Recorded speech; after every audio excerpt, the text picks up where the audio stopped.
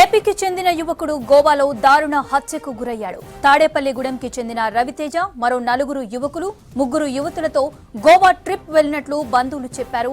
గోవాలోని hotel owner కొడుకు యువతి పట్ల అసభ్యంగా ప్రవర్తించడంతో ఆగ్రహంతో రవితేజ ఘర్షణకు దిగాడు.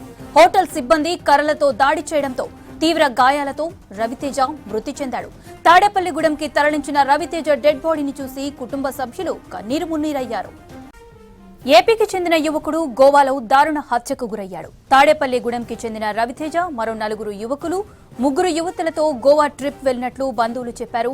గోవాలోని హోటల్ ఓనర్ కొడుకు యువతి పట్ల అసభ్యంగా ప్రవర్తించడంతో ఆగ్రహంతో రవితేజ ఘర్షణకు దిగాడు.